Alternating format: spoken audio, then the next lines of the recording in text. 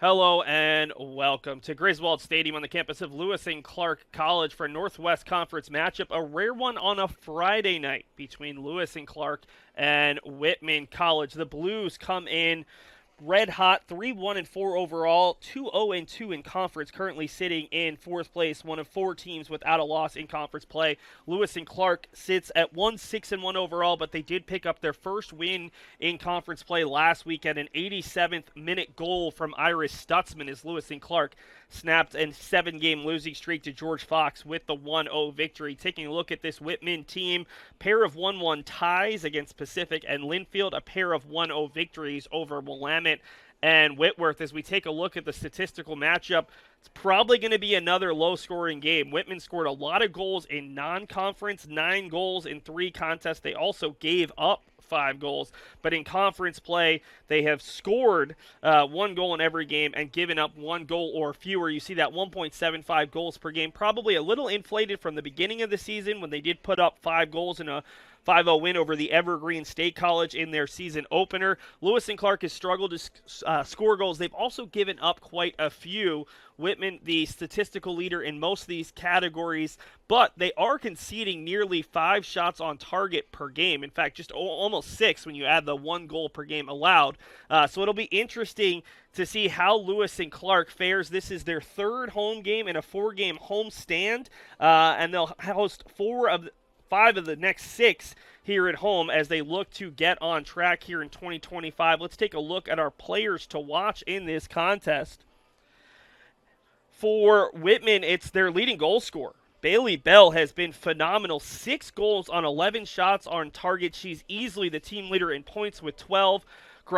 Gracia Larson second with 2 goals, 2 assists, and 6 points. She's the only other player with multiple goals. So Bell will be a player to watch for Whitman, not just in this game, but for all of their games coming up, as the sophomore from Oregon who attended Philomath High School has been red hot this year. 5 goals in the first 2 games, 1 goal in conference play. That was the lone goal in a 1-1 tie against Pacific. For Lewis and Clark, it's one of the players trying to prevent those goals.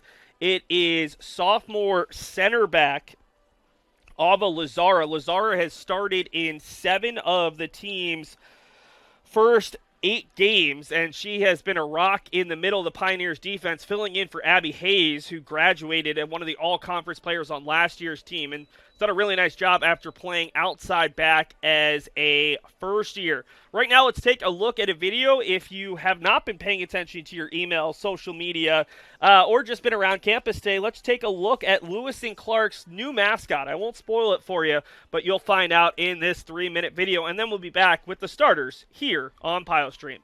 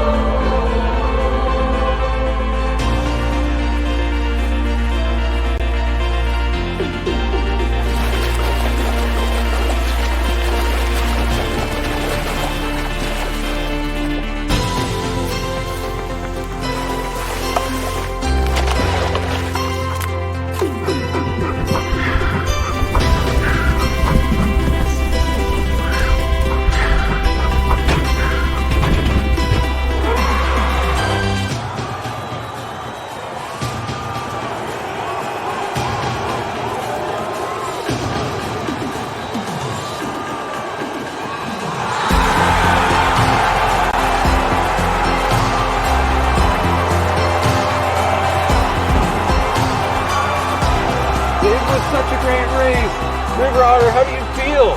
Well, I gotta say, this was far from automatic. This took a lot of work to get done, and I thought I was dead until we got to that otter station, and that was a real lift for us, but we're real excited.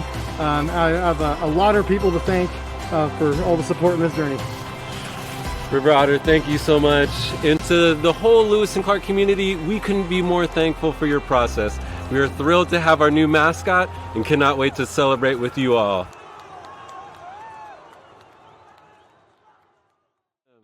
Excellent. Yep, you're moving around and come on back. Yep, keep a dynamic camera. Oh my God! So awesome. This is brilliant. Yes. Run it back. Run it back. Yes.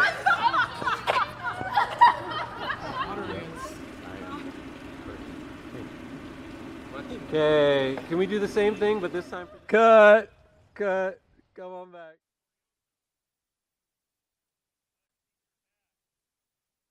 Vancouver, Washington, number 24, Gracia Larson. And in net for the Blues, a sophomore from Carmel, California, number 33, Eleanor Johnson. The Blues are coached by Michelle Voiland in her 6th season. She's assisted by Darwin Carranza. And now the starting lineup for your Lewis and Clark College Pioneers. A senior midfielder from Honolulu, Hawaii, number 4, Carly Driscoll. A junior midfielder from Scarborough, Maine, number 7, Iris Stutzman. A senior back from Solana Beach, California, number 8, Sophie Rossier. A senior back from Spokane, Washington, number 11, Abby Morrow.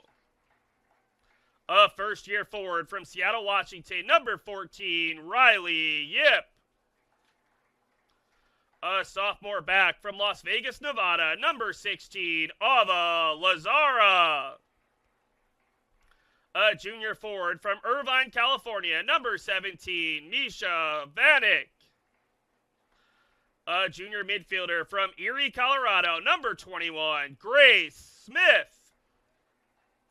A senior back from Honolulu, Hawaii, number 22, Elle Sparks.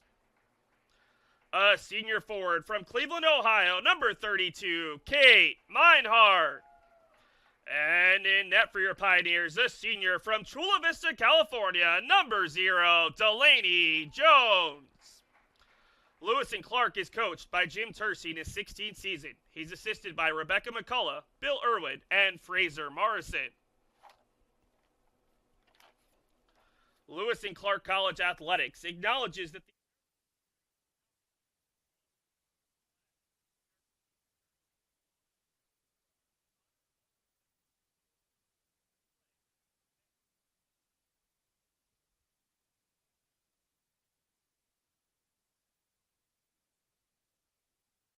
Broadcast on PioStream is brought to you by the Lewis and Clark Alumni Marketplace.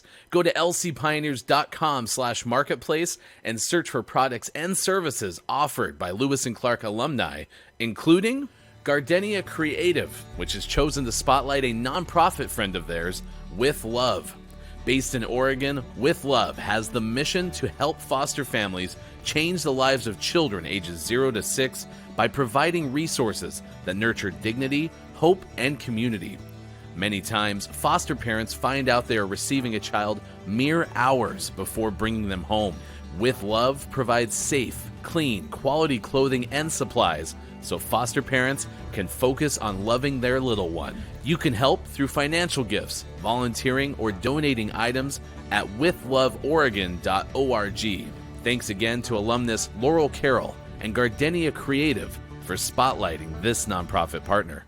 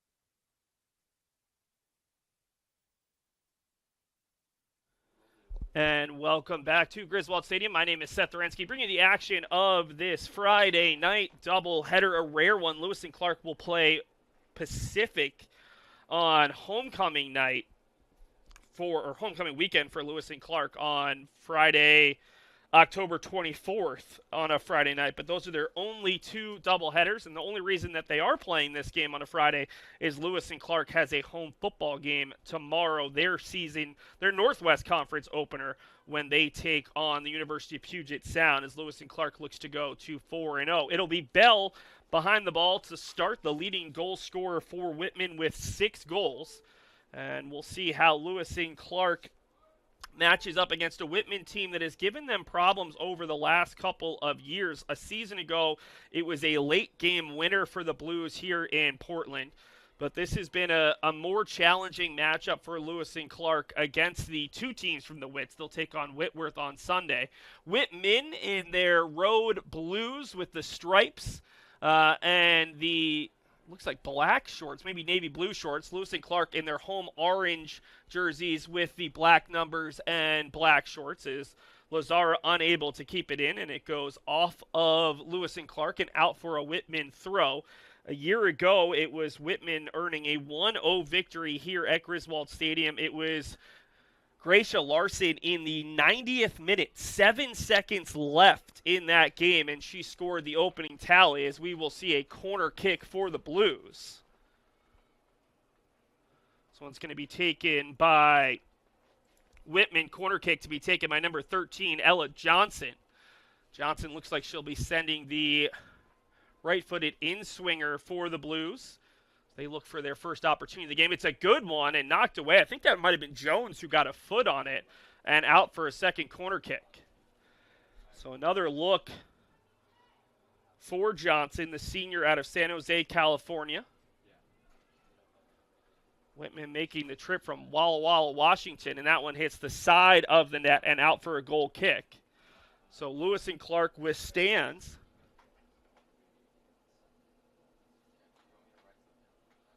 the early look.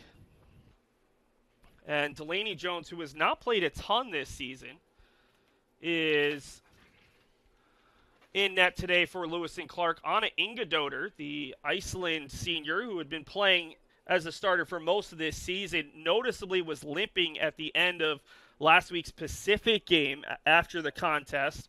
And so we will see Jones for the second time, as we've got a camera issue up top, and that's why we're bringing you this down low angle. So we've got a third Whitman corner kick.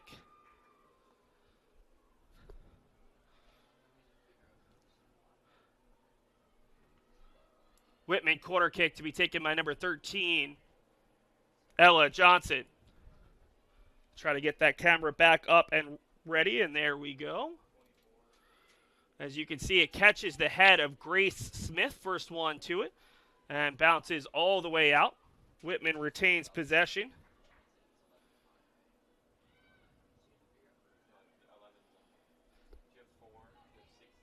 Ball bouncing around in the midfield. It's Smith trying to push it out wide, and it's kept alive by Sparks.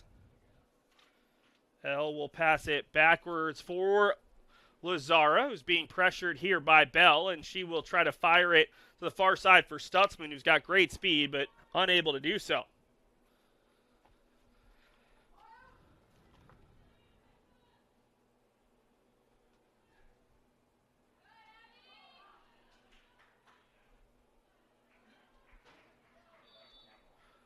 This one will go off of Lewis and Clark, much to Abby Morrow's consternation.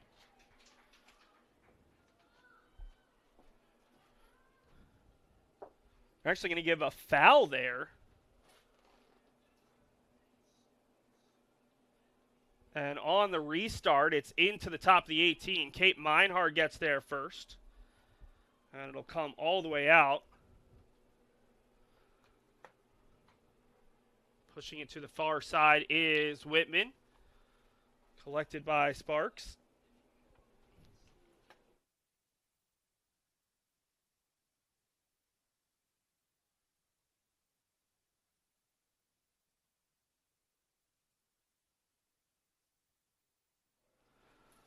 Whitman controlling the play in the early parts of this game. It's Leah Barnes cutting back inside Carly Driscoll.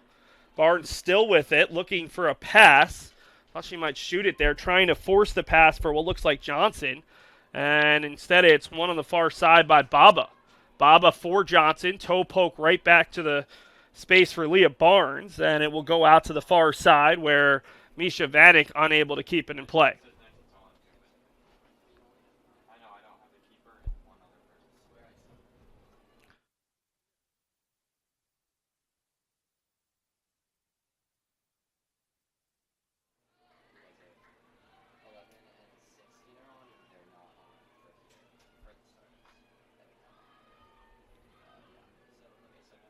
Ball is pushed forward. First chance for Lewis and Clark to get into the attacking half. Riley Yip got a piece of it. It goes off of Misha Vanek, who tried to jump out of the way. And in the end, it goes back to Whitman. 5 minutes in here in the first half of this Northwest Conference matchup. First meeting of the year between Whitman and Lewis and Clark. The Pioneers will meet the Blues up in Walla Walla on the weekend of Halloween. That'll be Sunday, the 2nd of November, an 11 a.m. start as that first week in November. A week before the time the clocks turn, we move up a bit as Lewis and Clark tried to push the ball forward for Stutzman. It was intercepted. Lost in the center of the field as Sparks got a foot on it, but Whitman right back in control. It's a double round robin in the Northwest Conference. This is the 5th conference matchup for both teams.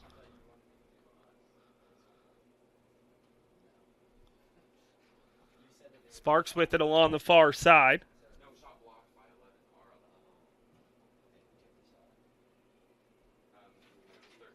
And it eventually goes out for a Pios throw-in.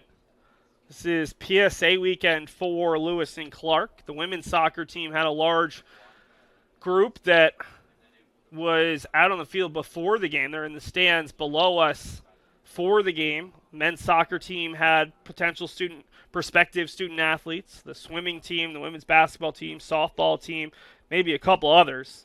A lot of stuff going on today around the Pamplin Sports Center. The volleyball team will play Whitworth at 7 p.m. before the men's soccer game between Lewis and Clark and Whitman begins at 7:45 p.m. here in Portland.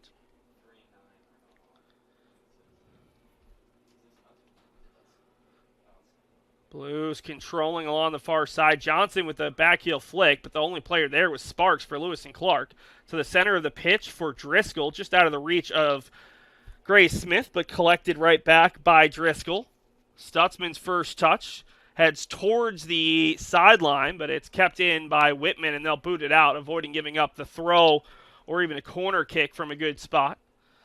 This is Driscoll looking for a pass, plays it for Vanek to the feet of Yip. Her first touch right back for Vanek in the box, right-footed shot and scores. Lewis and Clark scores at 37:23 remaining. It is Vanek from Yip. Just like that, their first shot of the game, and it's the Pioneers leading it 1-0. Lewis and Clark goal, her second of the season, scored by number 17, Misha Vanek. Assist to number 14, Riley Yip. Very nice little 1-2 combination between Vanek, left it for Yip, took 2 touches, slid it in for Vanek, and then a right-footed shot that was just powered past Eleanor Johnson. First time the sophomore had seen the ball all game, and just like that, Lewis and Clark, who had started definitely a little bit on their heels in this one, out to an early 1-0 lead. Good sign for a Pioneers team that is not scoring all that many goals this season. And Vanek becomes the first player this year for Lewis and Clark to score multiple goals. They had a trend where every time a player scored, it was their first goal of the year. In fact, last Sunday, it was Claire Anderson, the first year who had been injured to start the season. She came on, scored on her first collegiate touch right off the bench within 20 seconds. That's Vanek's second of the year, Lewis and Clark's 7th goal in now 8+ games. For Yip, her first collegiate assist to go along with a goal she scored on her collegiate debut as well. Lewis and Clark has 2 first-years who have scored on their collegiate debuts this year. Yip scored against Northwest Washington in a 3-2 loss, and Anderson last week in a 2-1 defeat to Pacific University as Lewis and Clark earned a 1-0 victory over the Bruins on Saturday and took a 2-1 defeat on Sunday to Pacific. Not a bad start for Lewis and Clark when you take into account 1 shot, 1 goal. See how they do. The positive for Lewis and Clark, I mentioned no Anna Ingedoder. Well, Delaney Jones hasn't played all that much, but she had a really good junior season last year when she had to come on for multiple games when Ingedoder was out with injuries. This season, Jones has played in 1 game, made 6 saves on 9 shots in that 3-2 loss to Northwest Washington in non-conference play. She's been a solid goalie, and where she doesn't have the height of Ingedoder, she moves extremely well. And that was the one thing we saw last weekend. Anna just was not moving as well due to the leg injury. And so Ingedoder, who was not only limping a bit at the end of last week's game against Pacific, but was limping in warm-ups this morning as we've got we're going to redo that throw-in. Jones, a season ago, started 8 games. Went 3-4-1, made 49 saves in 8 games. So you're talking just over 6 saves per contest and had 2 shutouts in those 8 games. Finished with the 1.60 goals against average. And a very competent backup. At one point she played on both the women's soccer and women's lacrosse team, but as a theater major who spends a lot of time outside of the classroom working on stuff for her major, elected to focus on women's soccer last year and is now in her final season.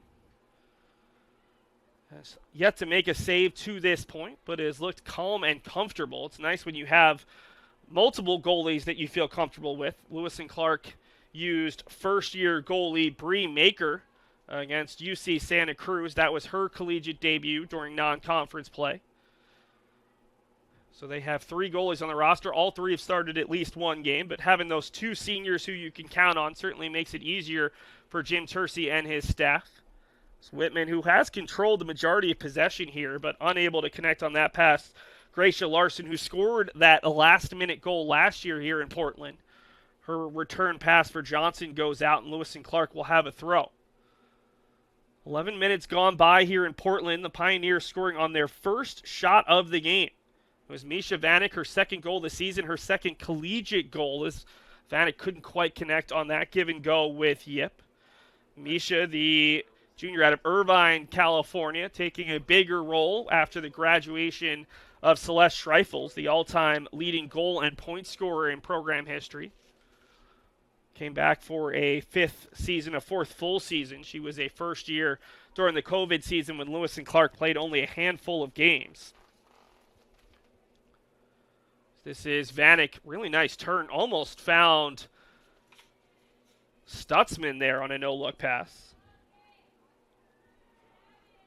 As Morrow plays it to Smith. Smith reached out to keep it alive, but Whitman able to win it and gives it right back. It's a good point from one of our normal directors, Trace Roberts, who's helping out with stats today. That's only the 2nd fastest goal of Vanek's season and of her career. Her first goal this year in that game against Santa Cruz. Stutzman crosses it looking for Vanek, but it's caught by Eleanor Johnson. That goal was credited 16 seconds into the game, the fastest goal scored in program history. So Vanek waited a full 7 minutes in this one to score her first goal of the contest. And I'm sure she's going to be plenty happy with it, even though it wasn't a record setter. Whitman controls in the midfield. This is Cortez Muniz trying to send it out wide for Larson, but Lazara and Sparks were there, and they will eventually lose it. Johnson crossing into the box looking for Bell. Morrow gets her foot to it first, and it's going to be Driscoll. A nice job getting it out of pressure. This is Riley Yip, the talented freshman who Lewis and Clark has high hopes for to kind of help carry that scoring load alongside Vanek. The Pioneers started this season with Kate Meinhard as one of their starting center forwards. Kate's moved into the midfield and it's created some different problems for opponents. Kate has played center forward and center back over her first 3 seasons. She also plays midfield on the Lewis and Clark women's lacrosse team. But Meinhardt has a great combination of abilities of playing really strong defense and kind of wiping out opponents' attacking chances, but also being a little bit of a threat offensively with her ability to kind of pick up her head, find good runs from teammates, and take some shots from distance. So putting her in the midfield gives her the opportunity to do both.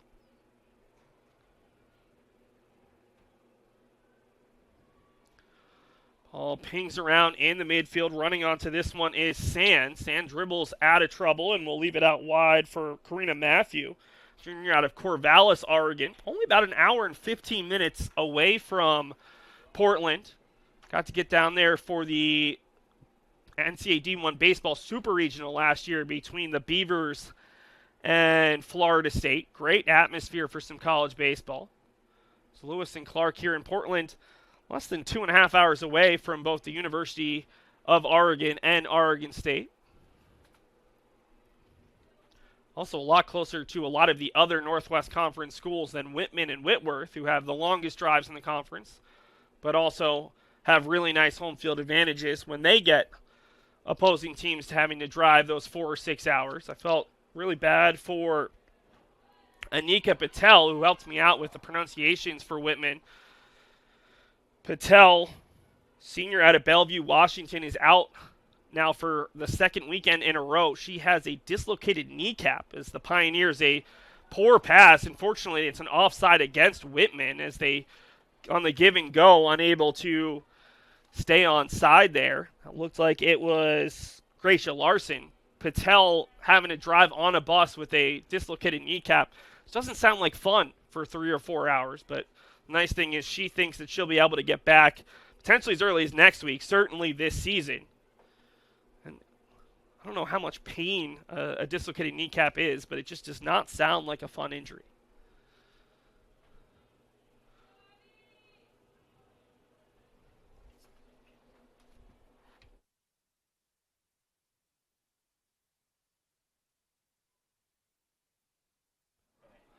Ball pings around and out of the reach of Vanek there, easily collected by Eleanor Johnson.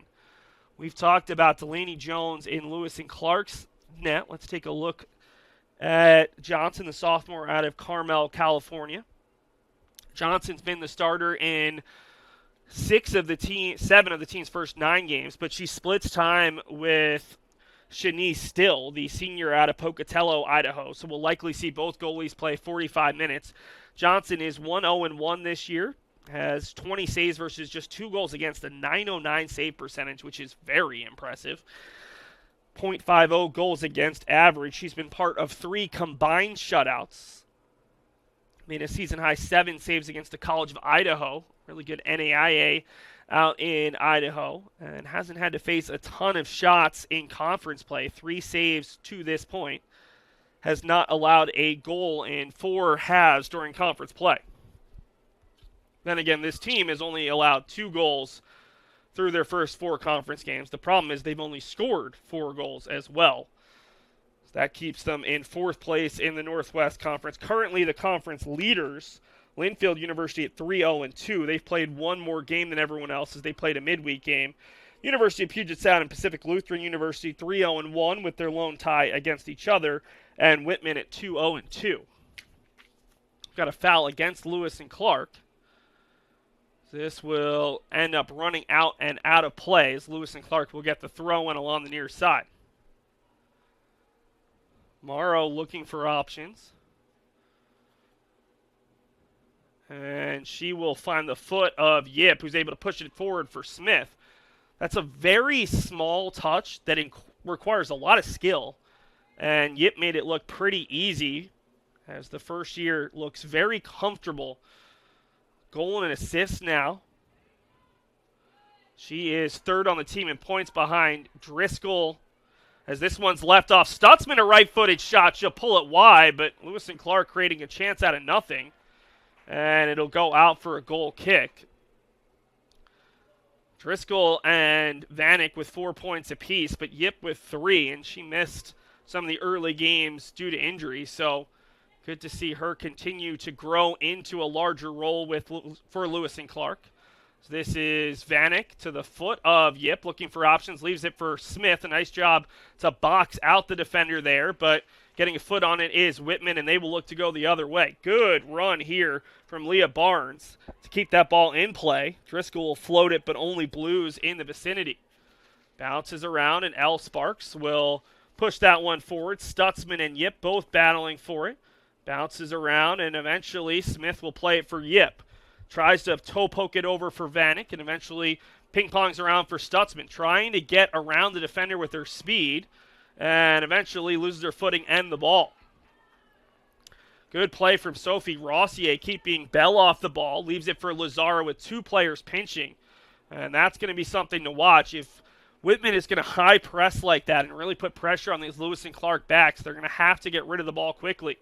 This is Lazara, wisely lets the player get close to her and then is able to retain possession as Vanek nearly got the turn on the defender.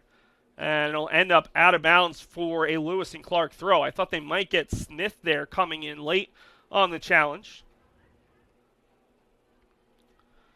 L. Sparks to the body of Vanek. Right back for Sparks. Bounces around.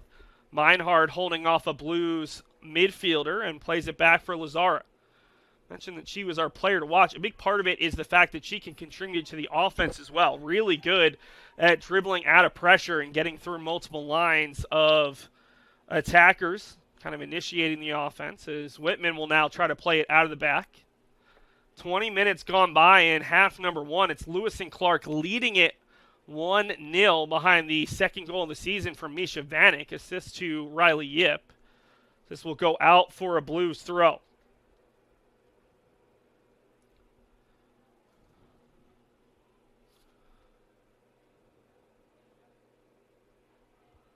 Sparks steps in front of the Blues player. They say Lewis and Clark claims that it went off Bell, and the referees agree. Our head ref in this one is Pavel Sojka. Desmond Miller and Padman Senthraja are the ARs as the cross comes looking for Vanek, who goes over the back there of the smaller defender. That was Karina Matthew, and they will give the foul. Vanek reached up and tried to hit that one at her waist level.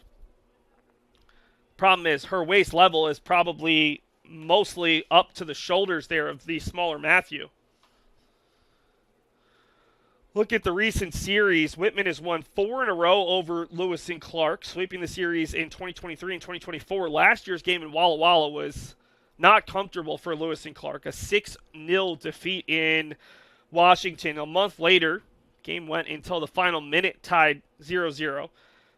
2023, Whitman earned wins of 3-1 in Washington and 2-1 in Portland. Pioneers swept the season series in 2022, wins of 2-0 and 1-0. So Lewis and Clark has already done something they didn't do last year, which is score against the Blues. Now looking to try to pick out at least a point, if not all. Well, I'd say all 3, but I believe it's 2 points in conference play in the Northwest Conference. This is out for a throw.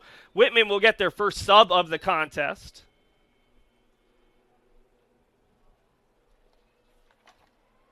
Checking in for Whitman, number 11, Emery Lash. For number 13, Ella Johnson. Lash, the junior midfielder out of Walla Walla, Washington, began her collegiate career at Walla Walla Community College.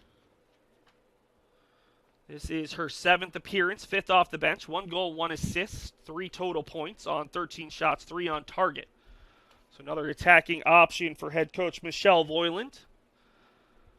Whitman had the early chances in this one, 3 corner kicks before Lewis and Clark got their first shot of the contest. And I believe Lewis and Clark is still looking for that first corner. A team that doesn't get all that many corner kicks per contest, as this one is booted long by Meinhard. Yip giving chase and headed by a Blue center back, and then Stutzman is going to be called for the handball that was pretty obvious from our angle right above the near sideline. So Iris whistled for the handball, and we'll get a free kick just inside the Pioneers' half to be taken by Catherine Sand. Junior back out of Boise, Idaho, attended Boise Senior High School. She'll try to hit this one to the top of the 18, and Meinhard, who headed the last ball into the box away, is there first. This will be L. Sparks booting it into the Whitman half, where it's collected by Alex McKean, the junior out of Hanford, California. Whitman has a fair amount of players from all over the West Coast and the Pacific Northwest as well. Idaho is that third member of the Pacific Northwest alongside Oregon and Washington. As the Blues have yet to concede a goal in the first half of conference play. Maybe the first time they've trailed all season, is that one will go out over the fence and we'll get a ball from midfield.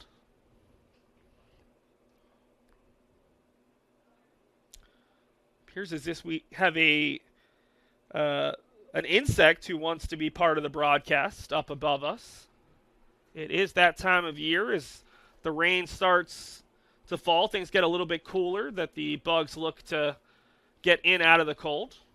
But I think that's probably a first for me here on the Pile Stream broadcast, of seeing a bug get up close on a camera. Certainly happens from time to time when you're watching professional sports. And I hope our camera operator, Caitlin McCrae, up there is not too squeamish when it comes to bugs. 1-0 Lewis and Clark, nearly 25 minutes into half number one. The goal, just about 8 minutes into the game.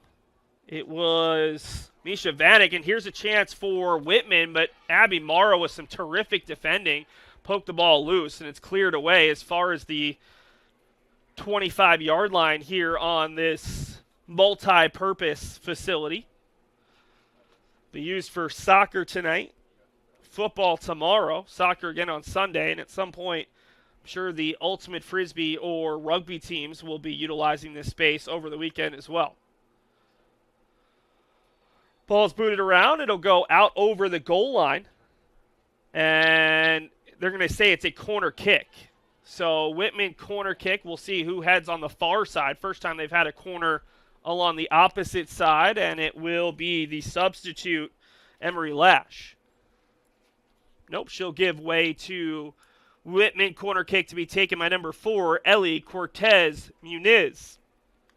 So Muniz, out of Pasco, Washington, attended Columbia Basin College before transferring over to Whitman. Will take this right-footed outswinger. One bounce to the middle. Couple Pioneers collide. Ball still loose. And Rossier with a good clearance. So we're going to get a whistle stop the clock. And we're going to see a check on Meinhard, who I think that was friendly fire from what I could tell. It looked like Smith and Meinhard collided. But Pavel Sojak just going to check on the Lewis and Clark player, and they're going to ask for the trainer. It's going to be Gina Parisi, who's working the first half of this doubleheader. We're going to take a brief commercial break, and then we will be back here on Pile Stream.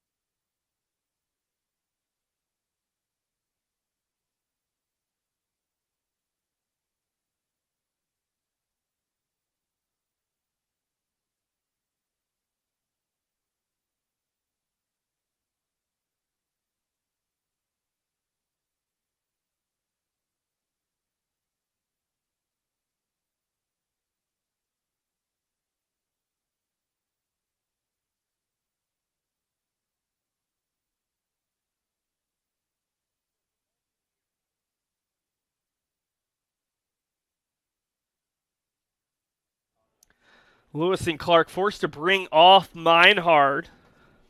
See if she is good to go in the second half. The good news is that Meinhard was able to walk off on her own power. She's over in the training tent right now. She's replaced by number 10, Tatum Akimoto Alvarado for Lewis and Clark. So they go to their bench for the first time. Here's a chance for Whitman to potentially equalize. Not a great pass there, though, as Driscoll steps in front of it. Plays it on the turf for Vanek, looking to avoid not only the defender, but also the head ref, as winning the ball there was Leah Barnes, and Barnes will play it back. Meinhardt currently talking to the Pioneers trainer and doctor over on the bench as Yip gives chase. Looking for help as Vanek showing the run. She'll pass it out wide for Vanek, who should get there first. Vanek one touch, heavy touch, and it will be played off of Vanek and out for a goal kick. Good defending there. I think it was Alex McKean, as Vanek has made some good runs in this one, but couldn't quite get there.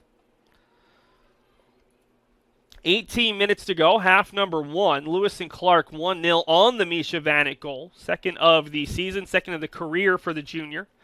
Off the first collegiate assist for Riley Yip. That's a really beautiful turn by the Whitman midfielder, but unable to catch up before it went out for a Pioneers throw. Lewis and Clark, I'd say, was definitely the team who was struggling a bit to start. They conceded a couple of corners. They didn't have good possession, but they've grown into the game. And while they haven't put a lot of pressure on the Whitman net, they do have two good looks. Stutzman sent one wide, and it's Stutzman on the ball here, triple teamed, looking to turn, looking for some help, finds the foot of Yip, pushes out wide for Vanek, one looking with the left foot, and her shot goes wide. So Lewis and Clark's third shot of the contest, and they've had 3 decent looks at net. Whitman substitution, number 26, Avery Cohen, for number 9, Arissa Baba. Cohen, the sophomore midfielder out of Albany, California. Second sub of the contest for Whitman. Again, 2-0-2 in conference. Looking to keep that going, looking to keep a 4-game winning streak against the Pioneers going. Lewis and Clark looking for their second win of the season, second in the past 3 games, as Yip just behind Akimoto Alvarado, sophomore out of Honolulu, Hawaii, who attended Iolani High School, one of the more famous athletic high schools on the islands, along with St. Louis, which I couldn't have told you any high schools in Hawaii previous to moving to the West Coast, but Lewis and Clark and most of the Northwest Conference does a very good job recruiting athletes from Hawaii, and large Hawaiian populations at most of the schools in the Northwest Conference, especially Lewis and Clark, Pacific Lutheran. This one will head towards the sideline. Bell gives chase, but can't quite get there. And the Pioneers have done a really nice job of limiting the service to Bell. She has not been on the ball frequently, and when she has, Lewis and Clark has immediately met her with 1, if not 2 defenders. Vanek for Sparks, looking for Yip, who has been the focal point of the offense to this point. And Yip will win that throw-in for Lewis and Clark as we reach the 15-minute mark, I should say, remaining of this first half. 15:30 to go. Sparks for Yip, able to get around the defender, trying to cut back. Heavy touch, though, and it'll be cleared away as Akimoto Alvarado tried to chase that one down. Bell leaving it for a teammate, and Grace Smith says, nope, I'll take that. Smith looking for the pass on the far side, finds Stutzman. 1v1 at the edge of the box. Iris to the foot of Alvarado. Akimoto Alvarado leaving it for Vanek, who tried to get the shot off, got very little behind it. Still bouncing around, and eventually it'll be picked up by Stutzman. This is better from Lewis and Clark, but I think they're going to get a foul. Yeah, it's going to be Morrow who fouled number 24, Gracia Larson, and the referee kind of wanted to see where it was going to go, and eventually recognizing it would end up with Lewis and Clark, will go back and issue the foul against the Pioneers. It's been a pretty clean game to this point. That is the 5th foul of the game, all on Lewis and Clark, but I wouldn't say that they've been really physical against the Blues, just kind of fouls within the context of plays. That's a nice win by Rossier. Couldn't keep it in play, but able to step in front of the Whitman attacker. Sophie, the senior who attended Santa Fe Christian High School. Lewis and Clark losing one of their mainstays in defense in Abby Hayes, and they've used a combination of players in the back alongside Lazara. One of those players has been Rossier. Morrow's another example. As we'll get a free kick along the far side. And this could be a good opportunity for Whitman.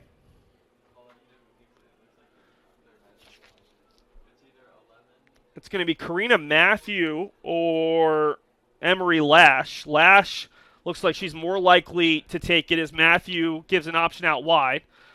Two-woman wall of Driscoll and Sparks here as Jones calls out directions. Lash towards the back post, bounces around and put up high and somehow wide as well.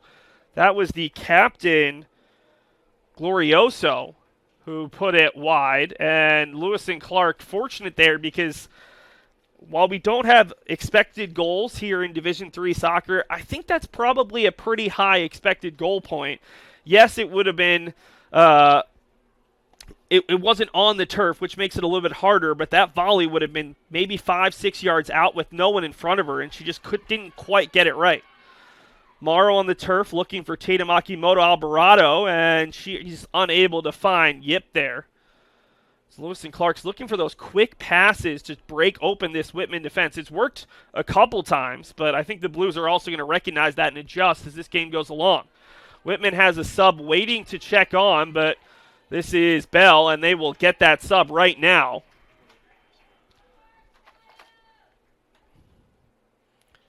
Whitman substitution, number 23, Claire Bringleson, on for number 14, Karina Matthew.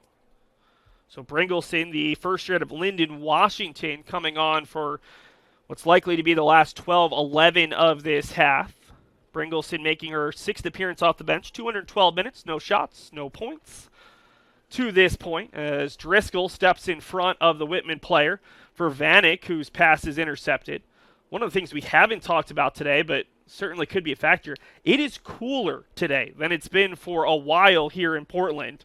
It's been raining since Monday tonight, and the rest of the weekend we should be seeing sun, but a 5 o'clock start, this is going to feel a lot better for these players on this turf, and with both teams not playing again until Sunday, you can maybe put a little bit more out onto the field knowing you don't have to put in another 90 tomorrow. And I'm wondering if that'll affect how these two teams potentially utilize some of their starters, if they sub a little bit less frequently, because this is the rare conference contest where you're not playing Saturday, Sunday. You don't have to worry about utilizing 180 minutes as the pass goes forward for Tatum Akimoto Alvarado. Lone sub the Pioneers have used, and that was because of an injury to Meinhard. She thought she won the corner. Pavel Soitka, not so much. He'll issue the goal kick. Eleanor Johnson has only seen one shot on target, and that was the one that beat her. A hard right-footed shot from Misha Vanek that just got underneath her and went in. Lewis and Clark's had, I believe it's 3 total shots. 2 good looks that went wide, one from Stutzman, one from Vanek. Johnson will come out to collect this loose ball. Shots to this point are 4-4.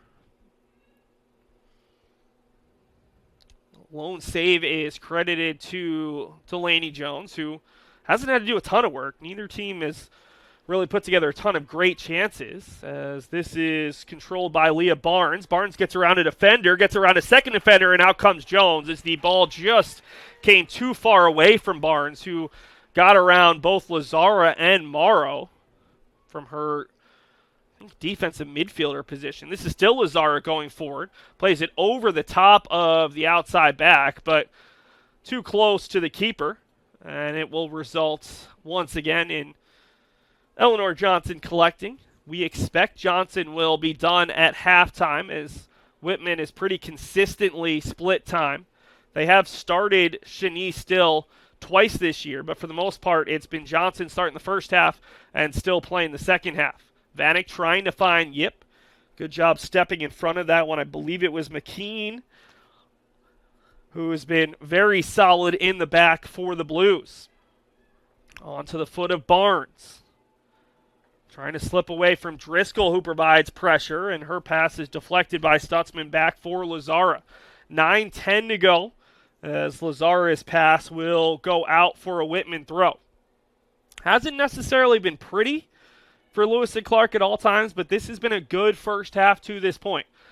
Scoring a goal, something the Pioneers have struggled a bit to do, especially capitalizing on those good chances when they get them. Scoring on their first opportunity, generated the 4 shots to this point. 3, I'd say, pretty good looks as Barnes and Lazara battle for it, and Barnes comes away with it. But also just getting off to a good start against a team that's given you problems the last 2 seasons, as this will be brought down by Lazara, and Lazara ends up knocking the ball off of Larson at pretty much the same time. Larson hobbling a bit, but there's no foul there right at the top of the 18. Morrow up the sideline looking for Yip, who Vanek has the goal, but I'd say Yip has been the most involved attacker for Lewis and Clark, has really been in the midst of everything that's worked well thus far for the Pioneers. So the pass ends up at the foot of Larson, last year's goal scorer for Whitman against Lewis and Clark here at home. Nice tackle by Morrow to prevent an opportunity. It goes out for a throw-in, but Barnes takes a while to get up. That was a good, clean, hard tackle by Morrow, and if you get that wrong, it's likely leading to a penalty kick. Abby, a senior defender, playing right back today, but we'll also likely see her play some center back over the weekend, if not tonight at some point. And has been a leader on this team for a couple of years now. Originally out of Spokane, Washington, hometown of Whitworth, who we'll see here on Sunday. It's a noon start. This is Yip battling for the ball, and eventually it's collected by Driscoll, who will just push it across midfield where it's picked up by McKean. And all the way back for her keeper. 7:09 to go in the first half. It's Lewis and Clark with a 1-0 lead. This is the lone women's soccer game of the night, as these two teams were scheduled to play on Saturday, but because of a scheduling conflict with the Pioneers football team also at home, playing on a Friday night, the teams will have off tomorrow before both teams will be in action on Sunday. Lewis and Clark will host Whitworth. Whitman will make the short trip to Newburgh to take on George Fox, who thus far this year is the only team Lewis and Clark has beaten. They earned a 1-0 win last week, as that was Morrow doing a good job of holding Bell off the ball while not fouling, and it ends up with a Pioneers throw. 6.5 to go before halftime. If you're Lewis and Clark, you're really focused at finishing this half strong. You don't need a second, but you really don't want to give up a first, as that shot wobbles its way out for a goal kick. Go down as a shot wide of the net by Emery Lash, but never really had a chance. Almost looked a little bit like a knuckleball. I was worried from a Lewis and Clark perspective that it might have been out for a corner kick on a shot that really never had a chance, but Delaney Jones, recognizing the fact that it didn't make contact with any Pioneers, just watched it go by. This is Vanek getting the turn on a defender. Vanek trying to get past the second defender and does so, but the initial defender, Claire Bringleson, comes back, and it's out for a Pioneers throw as a couple of Whitman men's players come out to watch the final 5.5 of their women's team. The second half of our doubleheader scheduled for a 7:45 start here in Portland. Yip for Smith, who can't handle the pass, and it's controlled by Larson. Gracia will flip it forward for Bell. Rare opportunity in space. 1v1 with Lazara, and a quick left foot to immediately knock that one out. Bell just showed a little bit too much of the ball. Under 5 minutes left in the first half. Lewis and Clark 1-0. Looking for their second win in their last 3 games and second win of the season, as Morrow unable to play it off of Bell, and it's out for a Whitman corner kick. So the one area where Whitman's had a big advantage, and this will be their 5th corner. Lewis and Clark still with 0 thus far. Finally, Whitman will send a player over towards the corner flag. Trying to get a number on that Blues player. Whitman corner kick to be taken by number 4, Ellie Cortez Muniz. On the corner, bouncing around, right-footed shot, and a second shot, both from Emery Lash. The first one blocked, the second one high. Pair of good looks for Whitman on a corner, and we've seen that a lot today. They've been dangerous on their corners, and Delaney Jones visibly frustrated there. You don't want that ball landing at the top of your 6 to begin with. You especially don't want the player to have a shot blocked and immediately be able to get right back on it. So that's, I'm sure, something Lewis and Clark will be discussing at halftime. That's set-piece defending. 3:30 left in the first half on what is truly a gorgeous evening in Portland. Might get a little cold during the men's game later tonight, but right now, conditions ideal for some early fall soccer.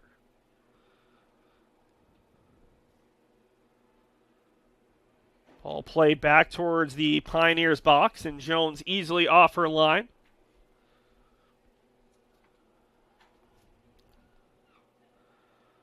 Delaney will look to boot this one deep. Trying to pick out Vanek or Smith as Grace gets ahead to it, but it goes right over towards the Whitman bench, and they'll get a throw with under 3 to go.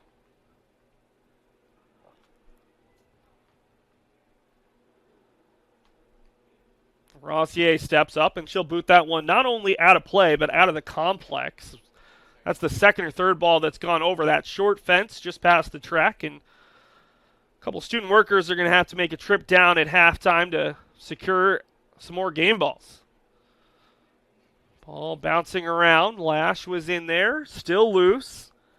This is Cortez Muniz over for Lash. She's been one of the Whitman players on the ball the most frequently in the attacking half, despite the fact that she didn't start.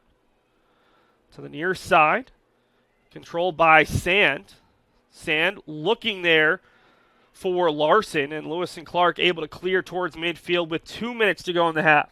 Ball bounces around. Bell recognized that it was going to get all the way through, but Jones, who has pretty good speed for a keeper, came out, and despite the fact that she lost it just behind her, no chance for Bell to pick up her 7th goal of the season. Minute 40 left in half number 1. This is Lash trying to find a teammate who was blocked by the referee. Now it's Yip trying to split the defenders and does so. Heavy touch, though, and coming out for Whitman is Johnson to collect the loose ball. But Lewis and Clark, some clapping. They have to like what they're seeing out of Riley Yip. It's not an easy job when you're consistently playing without numbers going forward, as they will call the foul there. Lash on Sparks. With a minute 10 to go in the first half, Lewis and Clark will get a free kick just shy of midfield. 1 minute to go in the first half. It'll be Rossier having to back up. And honestly, I think Lewis and Clark is the team more likely to be happy to get to halftime at this point. So Lewis and Clark in no hurry to take this free kick. They'd love to get a second goal, but just as important not to concede any chances here late, as they do have the bit of momentum. Mara will boot that towards the track, and Whitman will get a throw from close to their own goal box with 30 seconds to go. Remember, the Blues scored with just 7 seconds left in regulation last year to earn a 1-0 victory over the Pioneers here at Griswold Stadium. So certainly capable of scoring here late in a half, as Lazara, not taking any chances, boots it over towards midfield. 10, 9, 8, 7, 6, 5, 4, 3, 2, 1. Whitman with the late flick towards the goal box, but it ends up going well wide of the net, and Lewis and Clark a 1-0 lead at the break behind Misha Vanek's second goal of the year, second goal of her career. Right now, we're going to play a couple of commercials for you, and then we'll have some halftime stats, a look around the rest of the conference, and a look around Lewis and Clark athletics for you on the Pio stream as Lewis and Clark leads 1-0 at the break. You can have it all. A college that's in the forest and the city. A place that offers inspiring academics on campus and all over the world. An institution that has a graduate school and a law school, so you can make the most of your future. A place where actions speak just as loudly as words. This place is Lewis and Clark. Plus, our campus is so gorgeous. Campus life is teeming with nature, art, music, and friendship. You'll work with world-class professors who know you both as a student and as a person. You'll learn analytical and critical thinking skills that will prepare you for whatever comes next. You'll have a rich life outside the classroom, too. You'll gain new perspectives when you study abroad in unexpected places. Examine ideas through the lenses of inclusion and sustainability. Make friends for life in your classes, clubs, rehearsals, residence halls, and on teams. Don't forget about that city down the hill. Portland delivers on food, culture, sports, jobs, internships, and networking. And when you want to explore outside the city limits, the Pacific Northwest delivers on climbing and hiking, oceans, mountains, and deserts. We'll take you to all of them. It's even prettier in person. This could be your home. Join us at Lewis and Clark.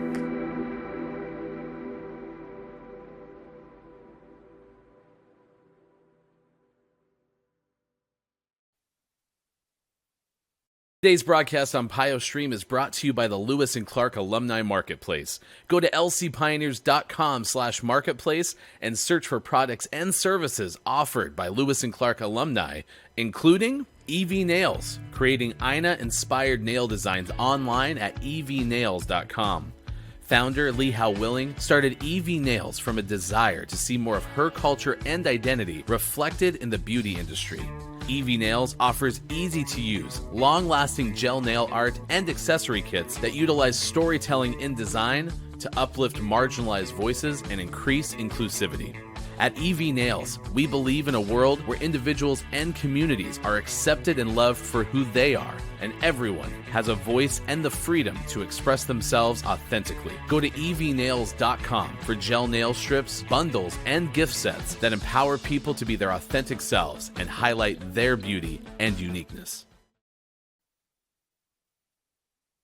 Today's broadcast on PIO Stream is brought to you by the Lewis and Clark Alumni Marketplace. Go to lcpioneers.com/marketplace and search for products and services offered by Lewis and Clark alumni, including at the Mind on Fire Institute, something happens that you can't do on your own. It's a space where you're allowed to explore freely and discover new perspectives. It's not quite a class, it's something more. We're not just thinking, we're igniting sparks. Leave charged up, fueled by what others say about the same things you've been pondering.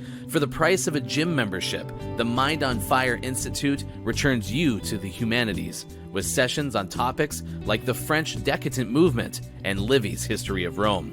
Visit mindonfireinstitute.com to embrace learning as a lifestyle. Discover the power of collaborative thought. Sign up for the newsletter at mindonfireinstitute.com and get 1 month free via the Lewis and Clark Alumni Marketplace.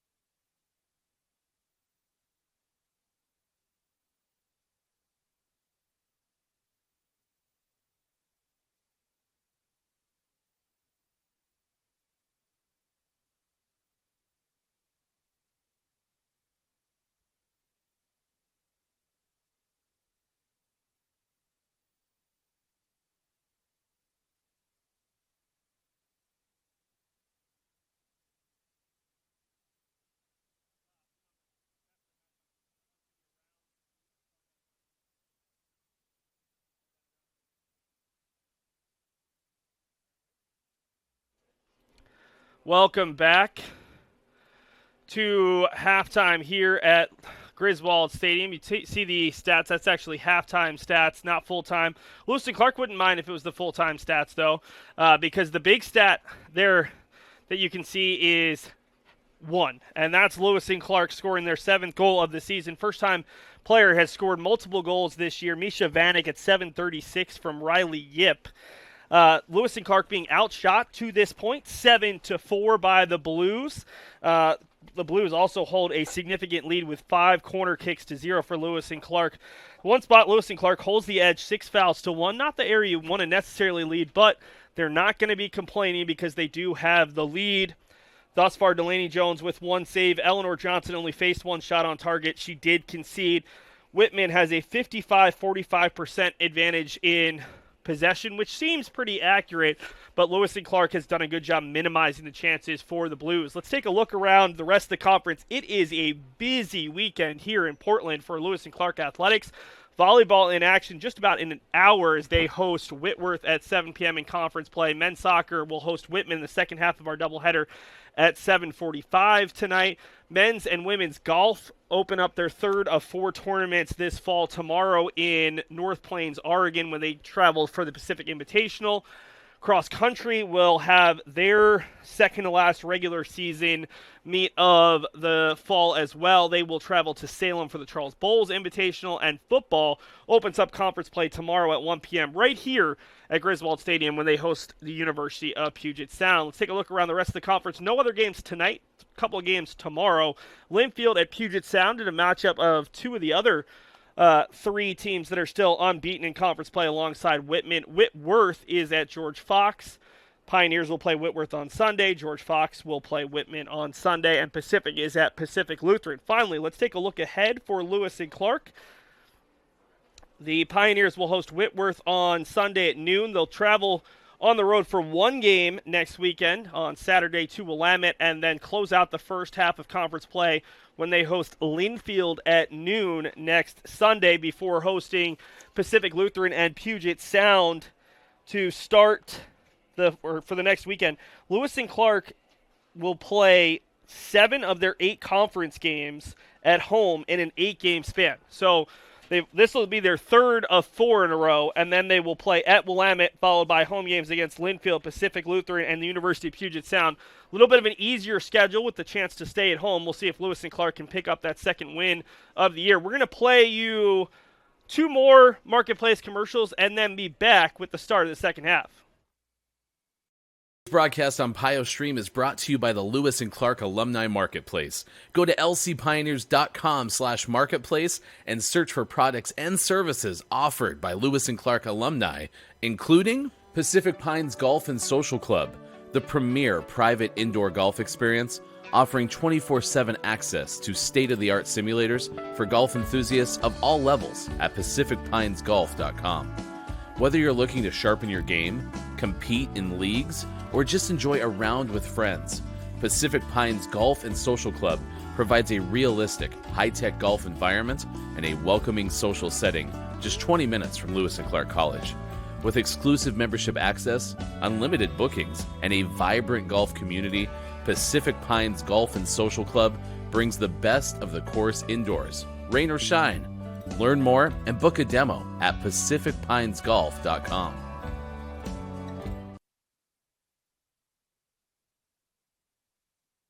Today's broadcast on PIO Stream is brought to you by the Lewis and Clark Alumni Marketplace. Go to lcpioneers.com/marketplace and search for products and services offered by Lewis and Clark alumni, including Portland Pet Food Company. Katie McCarran started Portland Pet Food Company when her 14-year-old poodle Rosie lost her appetite and her health started to decline. When there wasn't food with ingredients that Katie could trust and that Rosie would eat, Portland Pet Food Company was born.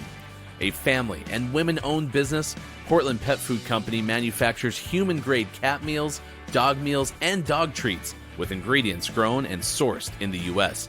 at portlandpetfoodcompany.com.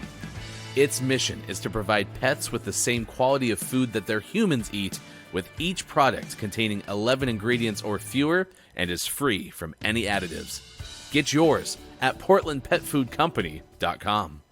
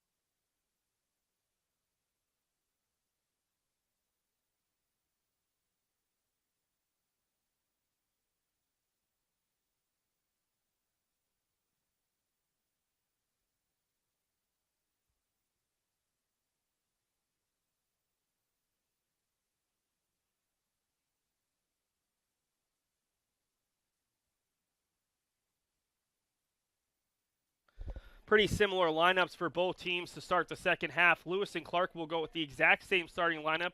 Big news there is Kate Meinhard cleared to play and good to go after she was replaced because of an injury with Tatum Akimoto Alvarado. Lewis and Clark only played 12 players in that first half. Akimoto Alvarado came on for the final 19. Outside of that, it was all starters. And again, that could be because they have tomorrow off and don't have to play a game. It could be Jim Tercey just likes what he's seen from his group to this point. For Whitman, it's the same group that they had to close out the first half. So head coach Michelle Voiland, pretty confident in her group. They were creating some chances as Driscoll is able to steal away the ball, pushes it out wide for Stutzman. Stutzman to the top of the 6. It's Smith looking for a right-footed shot, and she pulls it just wide. Smith definitely got a little bit of a jersey pull, but not enough for a call. And Lewis and Clark has not had all that many shots. They've had 5 now, but I'd say all 5 have been pretty good looks.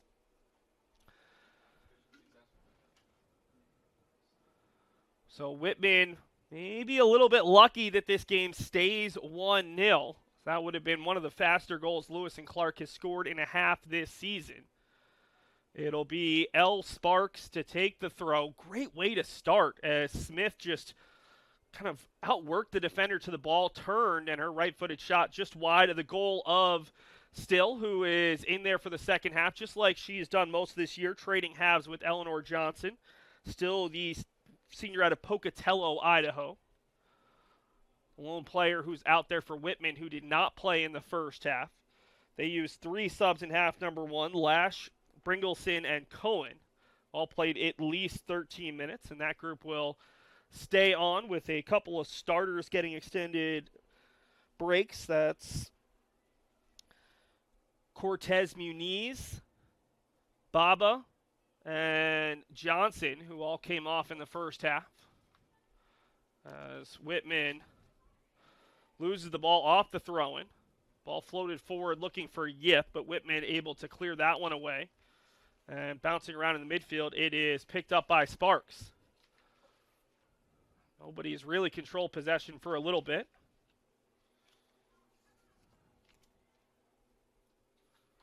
This one is floated deep. And the Blue is able to control, although Vanek will step in front and then goes through the body of the Blues player.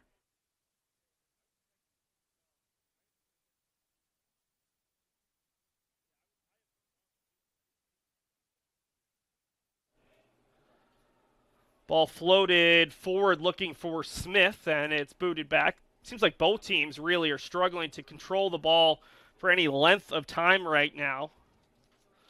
Still very early in this second half. 3 minutes gone by.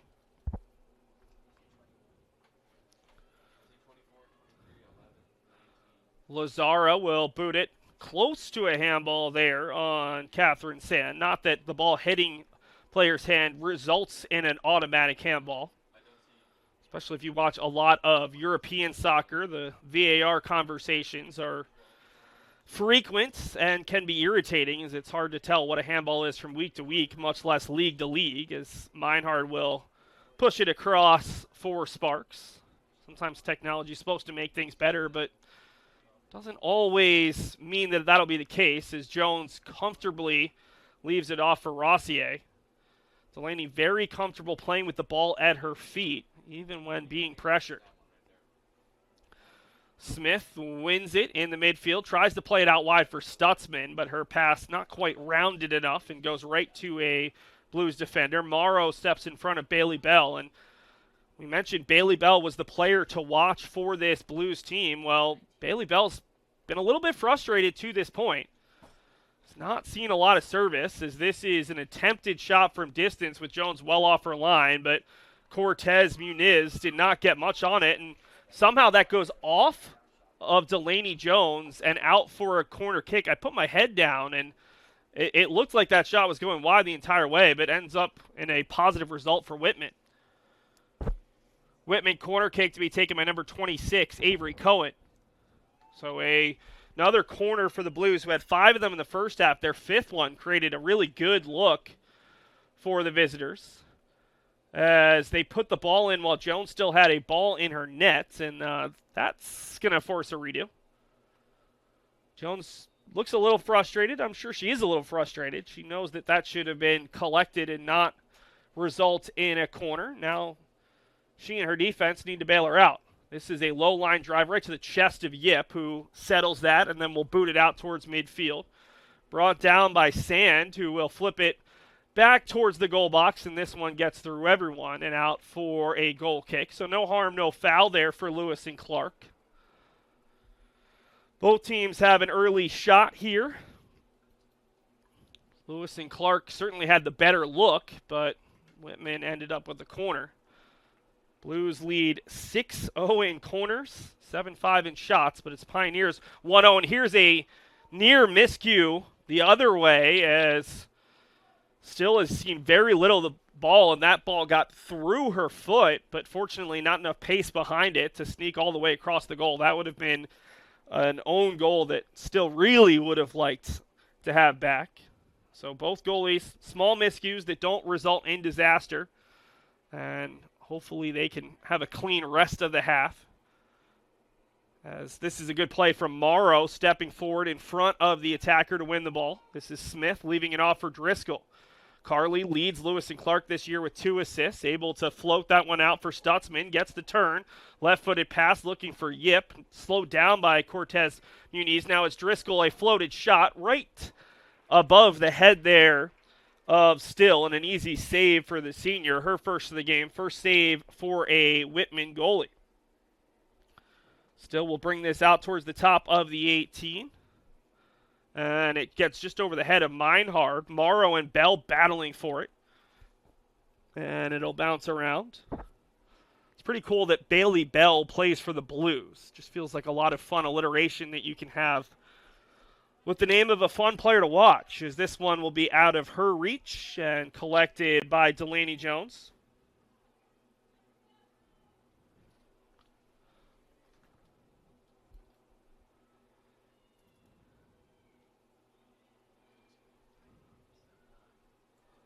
Ball played on the turf. Lazara able to sneak it through for Smith, just out of the reach of Vanek, and out for a Whitman throw.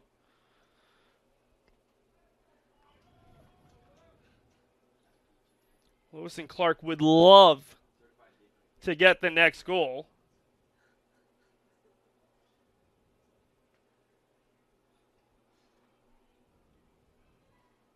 But realistically, if they can just keep Whitman from creating a lot of chances, they'd be happy. Barnes, though, able to escape one defender, battling with the second.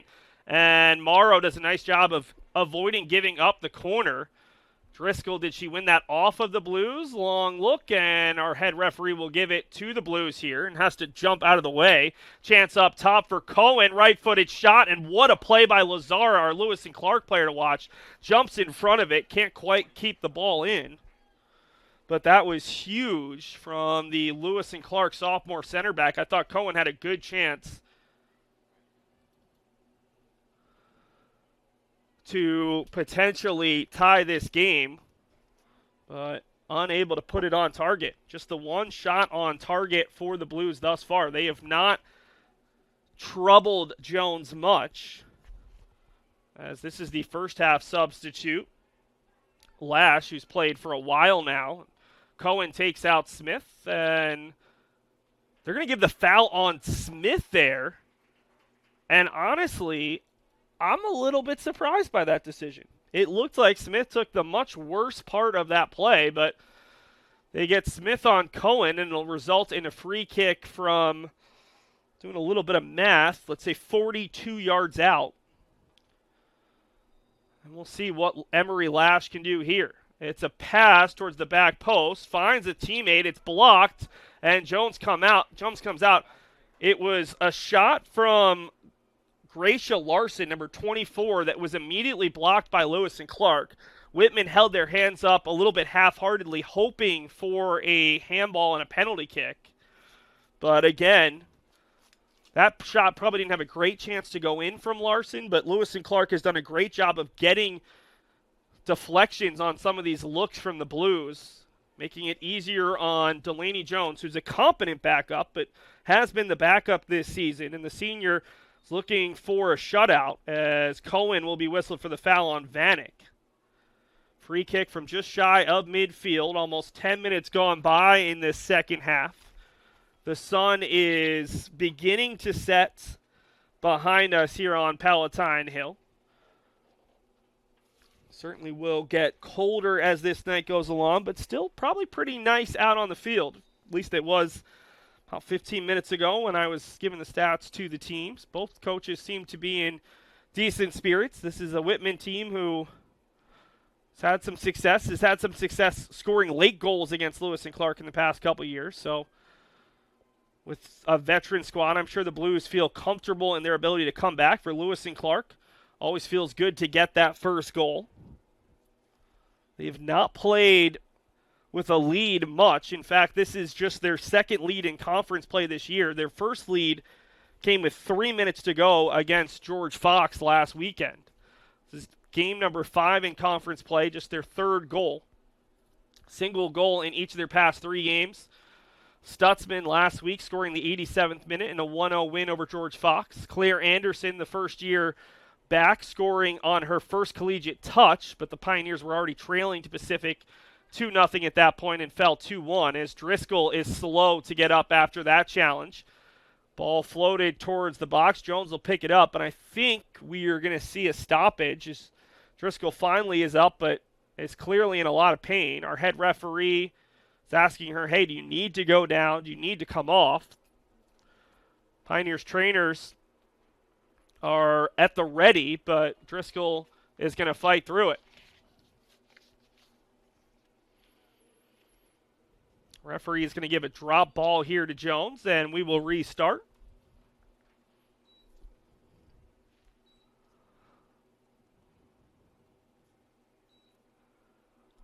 .33:45 to go in half number 2. Lazara, an errant clearance that goes right off of Larson.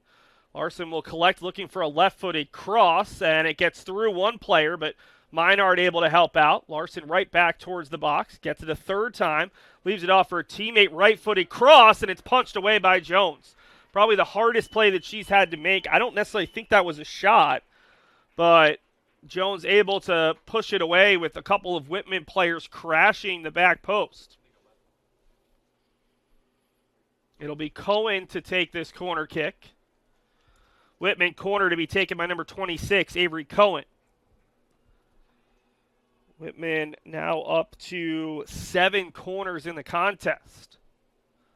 For a stats nerd like myself, the average is a corner kick goal every 9+ corner efforts, as this is, again, tipped just wide by Jones. That was probably going out for a goal kick, but she wasn't going to take any chances, and Claire Bringleson is going to be credited with the shot on target.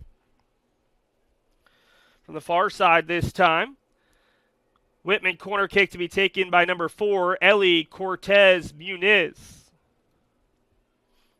Right-footed in-swinger, and Jones unable to fight through traffic. Ball still floated up.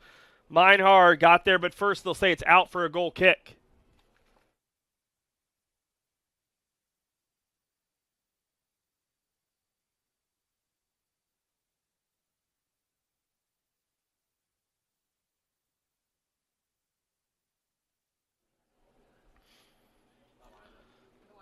Clock is running here.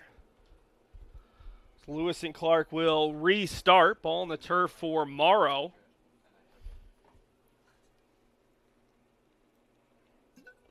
Cohen looking for Lash. Gets through her, but Sparks also was fooled by the ball.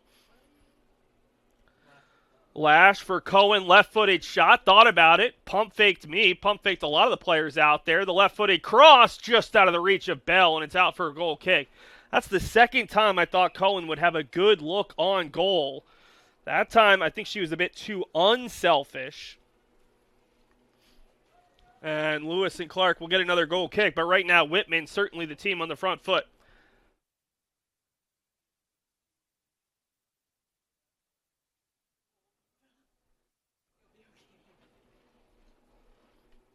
Be a Lewis and Clark throwing on the far side.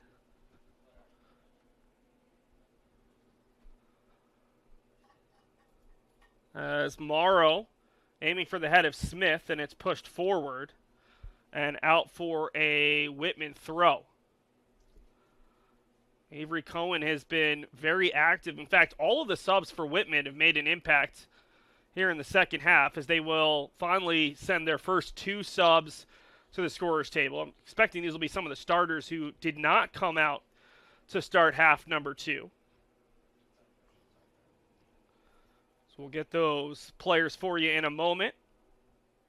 15 minutes gone by in half number 2. Pretty normal time to start substituting, as they will bring on Emma Foley and Ella Johnson. So Foley hasn't yet to play in this game, but Johnson actually was one of the players I thought started the game really well for the Blues, but she's been sitting for a while. This is Lash in the direction of Barnes, and Barnes is on her horse.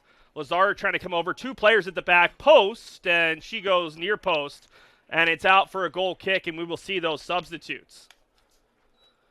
Into the game for Whitman, number 13, Ella Johnson, and number 10, Emma Foley, for number 26, Avery Cohen, and number 12, Bailey Bell.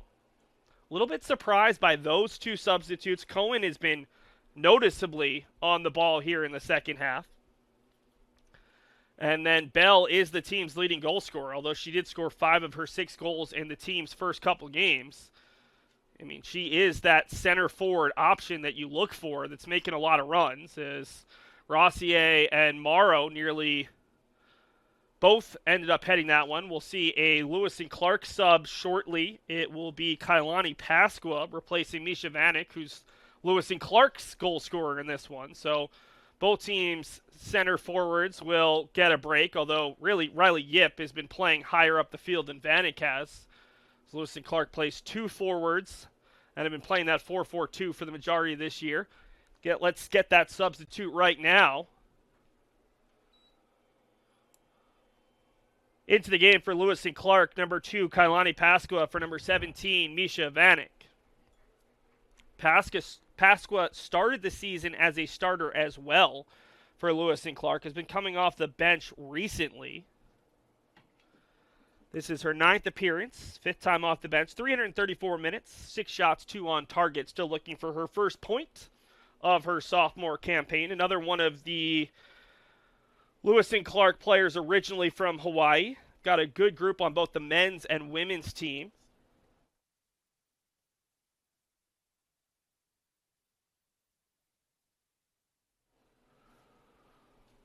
Whitman throw connects with the head of Lazara. Ball pinging around, and it's Sparks floating it deep, trying to find Riley Yip. Ball bouncing around, and it's at the top of the 18. Chance for the substitute, but Delaney Jones beats Emma Foley to the ball.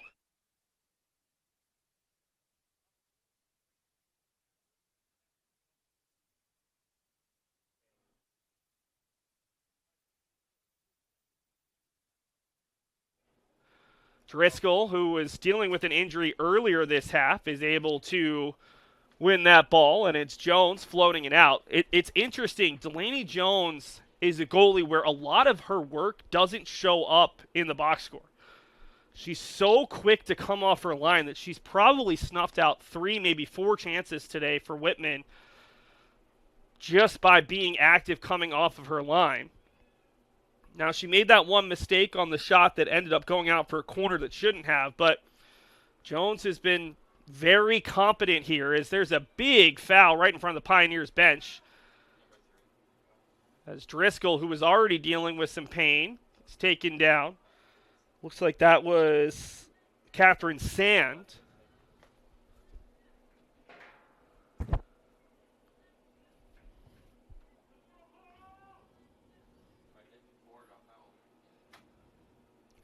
On the restart, Abby Morrow. Ball bounces around for Stutzman. Coming over to try to win it is Yip. Stays with the Blues, and it's Driscoll with it. Up the sideline for Stutzman, keeps it in. Looking for the right-footed cross. 3 Blues are there. Ping-pongs around. Driscoll gets a touch. Driscoll still battling for it. It should be out for that first corner of the game for Lewis and Clark. Lewis and Clark corner kick to be taken by number 4, Carly Driscoll. So Lewis and Clark had player go out in the first half who's a pivotal starter in Kate Meinhard. They saw Carly Driscoll almost come out. We'll see if they can connect here, as that's a good ball from Driscoll. Comes out for Smith, plays it for Meinhard. Her shot immediately goes into a sea of blue, and it will come all the way out where it's picked up by Lazara below us, who will float it in and easily played by Still. 25-26 to go in half number 2. Lewis and Clark has led since the 8th minute in this one. Looking for their second win of the season. Looking for, right now, what would be their second 1-0 win of the season. This is a Whitman team that is averaging a goal per game in conference play. 2-0-2, 2 1-0 wins, 2 1-1 ties. Lewis and Clark currently sits at 1-3. Pair of losses to start conference play at PLU and at UPS. A 1-0 win over George Fox and a 2-1 loss to Pacific, in which Pacific, who didn't have to play last Saturday, really, it showed early in that game against Lewis and Clark on Sunday as they took it to the Pioneers. Could be an advantage for both of these teams on Sunday when they take on, for Lewis and Clark, Whitworth, and for Whitman, George Fox, as they will have the rest advantage. This is Lash, who's dispossessed of the ball, but Lewis and Clark forced to put it out for a throw.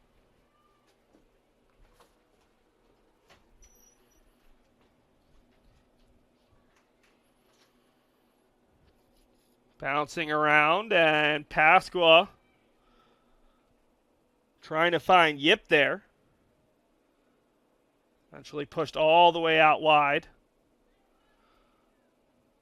Whitman has had the better end of possession both in the first half and the second half. This is a good through ball and just out of the reach there of Claire Bringleson. We'll see a Lewis and Clark substitution. They'll be using a rare defensive change. Into the game for Lewis and Clark, number 23, Gwen Doust. For number 8, Sophie Rossier. So Doust, another senior in the back line for Lewis and Clark. This will push Morrow into the center of the Pioneers defense alongside Lazara. And Doust will replace Morrow at right back. Lewis and Clark has had couple players playing that right back spot. Caden Stubbs, another one of those two-way or two-sport players for Lewis and Clark. Remember the women's lacrosse team as well, has started at right back quite a few times, but I think that she suffered an injury last week, as they're going to say this is out for a corner. And we'll see who heads over to the corner flag. No, oh, we do have a player in the corner and trying to get a number on that player. Whitman corner to be taken by number 10, Emma Foley. Foley to the top of the 18, and the shot goes just wide from Ella Johnson.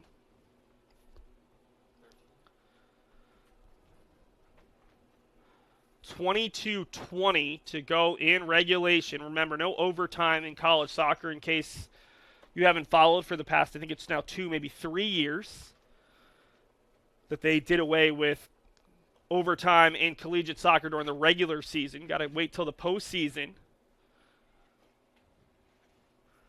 So it's flipped towards the top of the 18.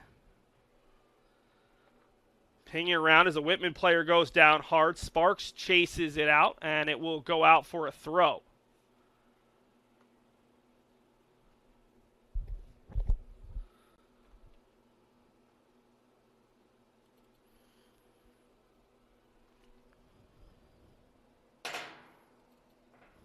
Throw goes into the box off the header. Bounces all the way out for Yip. Yip into the path of Pasqua. Right back just behind Yip. And Cortez Muniz able to steal it away. But Sparks reads her pass and brings it down with the hand.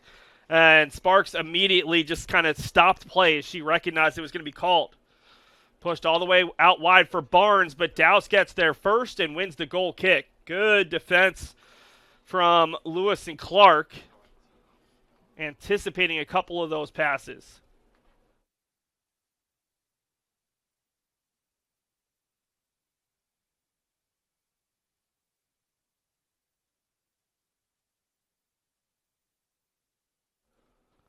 Abby Morrow on the goal kick. Meinhard will flip it forward. Yip giving chase, but Whitman controls. Lewis and Clark hasn't had too many forays into the attacking half. Their best chance came, I'd say, within 30 seconds of the half starting. It was Grace Smith pulling it just wide. Lewis and Clark does not have all that many shots in the game, but they've been high-quality looks as they're being outshot 14-7. Vanek scored on quite literally the first shot of the game for the Pioneers, but they had good looks from Vanek and Stutzman that went wide in the first half, and Smith pulled one wide as she was drawing some contact early in the second half. Ball flipped forward. Lazar is there first, tries to keep possession of it and able to find Stutzman. Ball bouncing around like a hot potato, and eventually it will be, well, I don't want to say quite yet won, but eventually the Blues bring it down.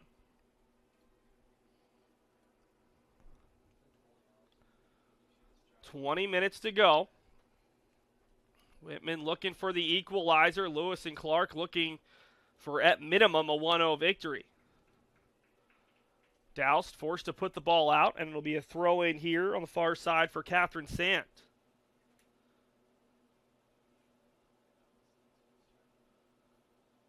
Floats it into the box, and Jones drops it. Two players go down and eventually put out by Meinhard. Oof. That was a little bit scary for Lewis and Clark. Jones was there, boxed in by two Blues defenders, dropped it, and fortunately Meinhard the first one to it. See a corner kick on the far side. Whitman corner to be taken by number 10, Emma Foley. Nervy moment. Just under 20 to go. Foley will take the right-footed cross. Gets headed away there by Lazara first. Pasqua fighting for it, and it's back in for Jones.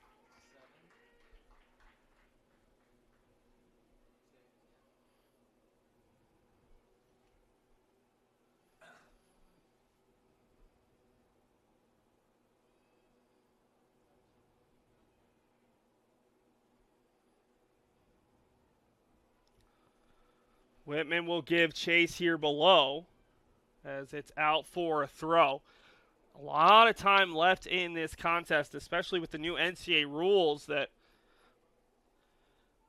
includes more stoppages in the last 15 minutes of close games where either a tie game or the team that's leading makes a sub in the final 15 minutes. There's a stoppage of the clock. It used to be just the final 5 to avoid time wasting. So it means that if Lewis and Clark were to sub in those final 15 minutes, or if Whitman ties and either team were to sub, it would stop the clock and it would just extend the game. There's no stoppage time in collegiate soccer. It's getting there first and a big tackle right outside the box. That's the important part. Even if Pavel Soyska had elected to give a foul there, it would have been a free kick rather than a penalty kick. But that was close as Lazara just got there first. Tracking this one down the sideline is Doust, and she will put it out for a throw. Whitman had 55 possession in the first half. It's probably closer to 60 to 65 here in the second half. Lewis and Clark, though, is held up to this point. Meinhard floats it out off the chest of a Blues defender. Smith steps in front a second time as Lewis and Clark just trying to bring the ball down and push the ball into the attacking half, something they haven't had a ton of opportunities to do. Finally comes down to Driscoll. Second goal here would be huge. Out wide for Stutzman. Over to Smith. Right back for Stutzman, who makes the run. All of these Lewis and Clark starters, with the exception of Meinhard, have played every minute to this point. Smith brings it down. Heavy touch. That one might have hit a hand. It did. They will raise the flag for a handball on Smith, and it'll result in a free kick inside the box. 16:24 to go in regulation. Lewis and Clark aiming for their second win. Move them back to 2-3 in conference play for a team that got picked 9th in the Northwest Conference. This one is read nicely by Foley, able to get around Lazara. Edge of the box. Foley goes down. Contact was, again, just outside the box. Able to leave it off for Johnson. Floated back post. Underside of the bar. And Lewis and Clark fortunate there. Delaney Jones, not a very tall keeper, getting her foot in front of that shot was Stutzman to deny a look. Now it's Johnson who has her shot blocked. 3 looks from the Blues, 1 that hits the crossbar, 2 that hit a Lewis and Clark player, and they continue to hold on defensively. And hold on is the way I think it feels right now if you're the Lewis and Clark staff. Pioneers will take a substitution right here.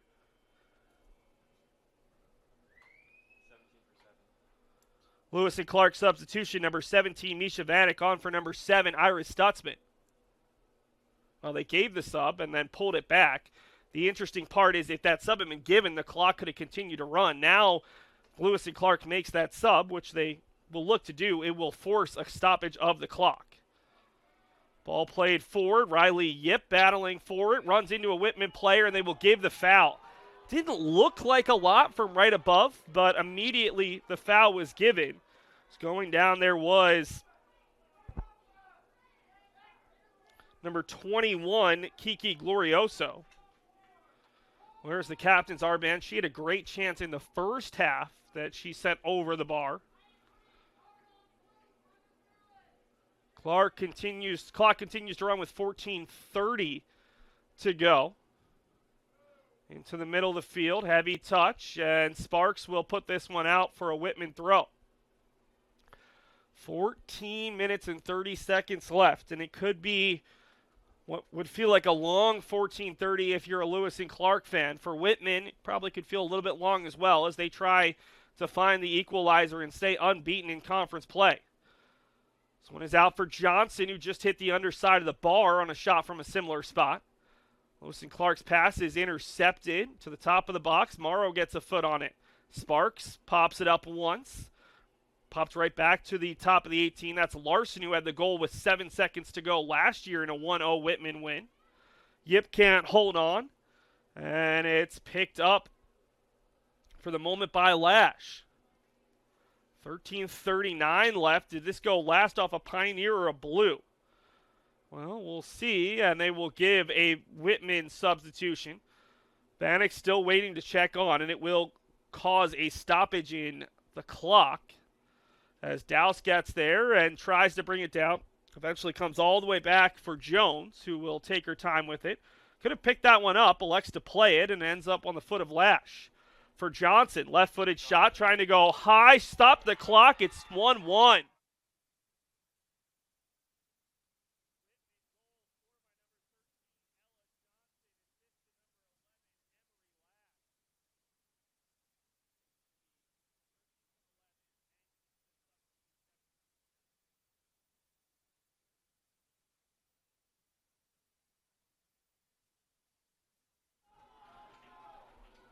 So Whitman able to equalize with 13:08 to play.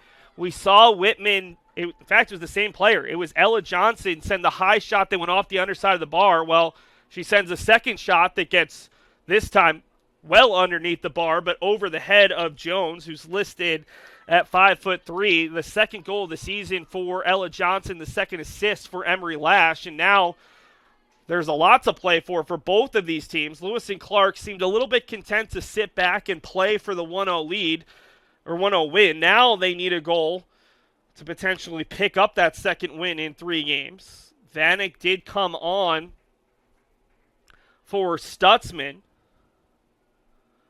So Lewis and Clark has not used many subs in this game. In fact, the only players who started the game on the bench and have seen time, I believe, are Akimoto Alvarado and Gwen Doust. Vanek popping it up, battling for it, and Lewis and Clark wins the throw. So Lewis and Clark, for I'd say the last 10 minutes or so, it kind of felt like they were playing to win 1-0. Well, now they need to find a way to push it into gear again and potentially find that second goal. It's something Lewis and Clark has not done very frequently this year. Here's Smith with a good look, but immediately into the body of a Blues defender. Sparks and Pasqua converge on the ball, and the Pioneers come away with it as Pasqua is fouled. Free kick in a dangerous spot here for the Pioneers, and it'll be Driscoll to take it. Any subs here, if the score stays the same, will cause a stoppage in the final 11 and a half minutes. Driscoll trying to pick out who she's looking for. Sends it towards goal. It's headed away by a Whitman defender. And trying to get the turn and keeping it alive is Gracia Larson. And Sparks content to push it out. Nice play by Larson, though, to snuff out the opportunity for the Pioneers. 11:06 remaining. Ooh, big challenge from Pasqua. She takes out Foley, and that will lead to a foul and a free kick. I think that was needed. Maybe hip or even calf there.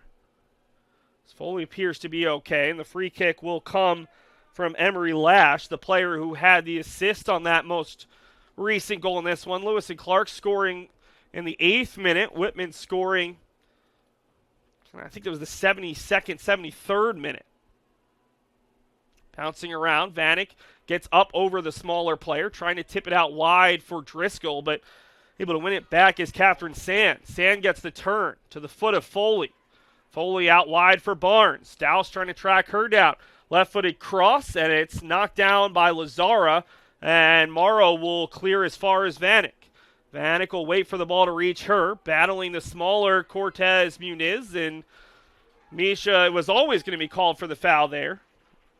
Feels like, especially in basketball, but really most sports, the taller, bigger player, anytime there's contact on the smaller player, is always going to look worse. I think Misha was probably guilty of the foul there.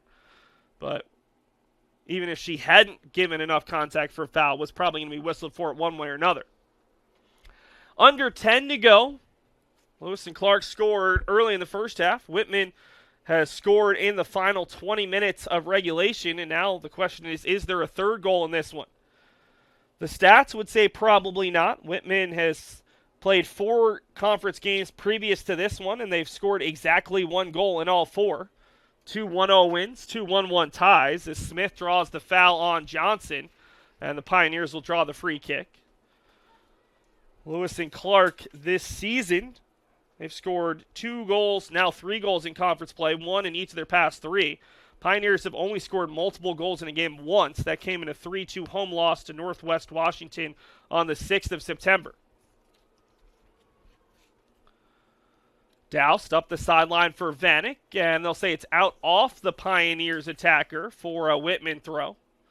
Last season, it took until the final 7 seconds to decide the winner. As Doused wins the throw-in for Lewis and Clark, looking for Yip, who has noticeably been quiet here in the second half, and I think it's just the Pioneers haven't done as good of a job getting her the ball. As Yip's battling with Glorioso, and I think they're going to get a handball on the Whitman defender there. Free kick in a good spot.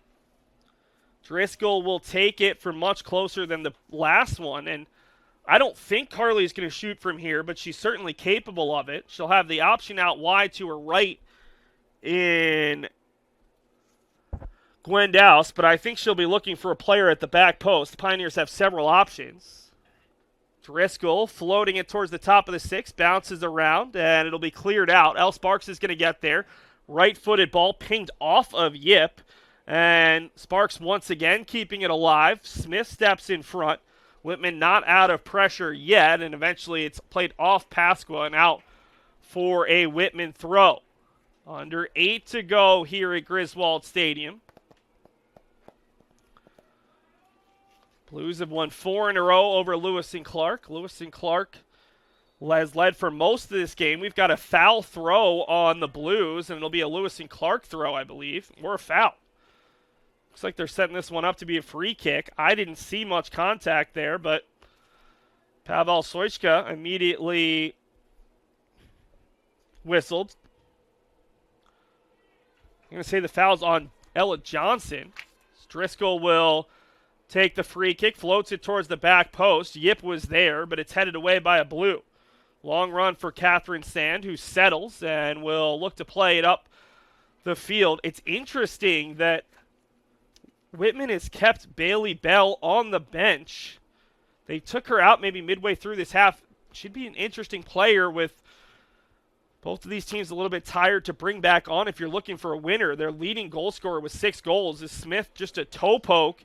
Long run for Vanek against Glorioso, who's forced to push it out. But Michelle Voiland is content to keep Bell on the bench. And it looks like Gracia Larson, who scored that game winner last year, is getting instructions from Voiland right now with the ball deep in her own half, as she will come right off of her bench to battle for that ball and wins the throw-in. Playing it forward for Foley, who's nudged off the ball by Lazara, and Meinhard will push that one towards the fence, but not out. Always feels like a little bit of a roller coaster when you see that ball bouncing towards the far fence, of whether or not it's going to just have enough to get over or if it'll stay in play. Much bigger problem for game management than the players, as there's always enough balls somewhere in the complex, but it's an interesting quirk when you come to Griswold Stadium for some soccer. This is Lash getting it right back as she still dribbling top of the 18. Gets it a second time, and eventually it's cleared away by Driscoll. Long run for Yip, trying to keep the pressure on. That is her job, as kind of playing a little bit more as the center forward by herself, with Vanek stepping back to defend there. This is Meinhardt over the top for Vanek. Getting there first is Sant. 5:07 to play. Lewis and Clark has been able to push it back into second gear. Can they get into third or fourth and find that game-winning goal? Pioneers picked up a result in their opener, 1-1 tie against UW Oshkosh in a game here at Griswold Stadium in which they trailed 1-0 and scored late. Picked up a 1-0 win against George Fox last weekend as Foley gets there, but Jones was already well off her line, and she will flip it towards midfield. Looking for their third result of the season. On the opposite side, Whitman has suffered just one defeat all year, 3-1-4, 2-0-2 in conference. And Lewis and Clark is going to send Stutzman to the scorer's table. She will check on for the final couple minutes as they'll hope that her speed can potentially be the difference. This one is kept alive on the far side. Flip towards the middle of the field, and Pasco will knock it down. Kailani still battling for it, and a poor pass there that's nearly intercepted by Vanek, but a heavy touch will give it back to the Blues. 3:50 to go in regulation. Long ball floated for Larson. Can she get there? She cannot, and it's out for a goal kick.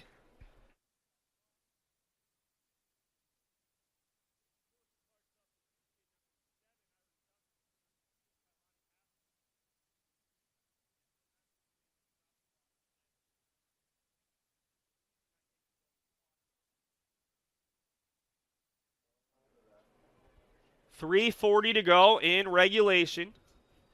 Clock is stopped until its ball is reinserted as Morrow's goal kick is knocked away. And this is, I believe this is Emery Lash behind the ball. Clearance as far as Bringleson.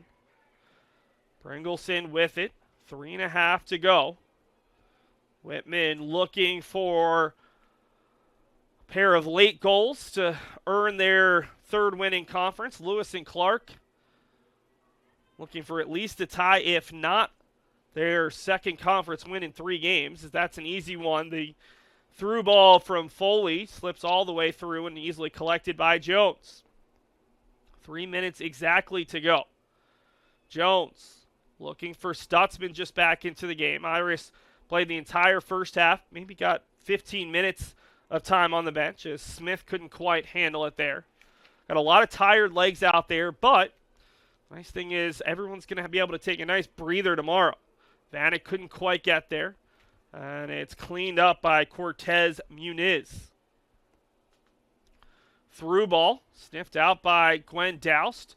Driscoll just past Smith, and it's Bringleson on it once again. Goal scorer for Whitman. Johnson will play it back for McKean, and now she gets it right back. Johnson over for Lash. Lash through ball that will find its way all the way to the middle, just out of the reach there of Barnes on the give and go, and Lewis and Clark gives it right back. 2:04 to go. Bill Irwin, the longtime Lewis and Clark assistant with his head on his hands. Actually, I think that was Jim Tersey showing a little bit of emotion, some frustration as Lewis and Clark can't keep control. Elle Sparks currently on the turf right now, looking like she's cramping, but the referee's allowing play to continue. See if he stops now, and he will. So we're going to stop the clock with 1:42 to go, and they'll check on Sparks, who's clearly in pain. Sparks has played almost every minute this season at left back. So the question will be, who replaces her if she's forced to come out and she's walking towards the sideline to be checked on by Gina Parisi? Lewis and Clark will have a player who's capable of doing it, and it looks like it's going to be Sophie Rossier, who started this game at center back. Lewis and Clark substitution, number 8, Sophie Rossier, for number 22, Elle Sparks. So Rossier, who started the game at center back, will move back to center back.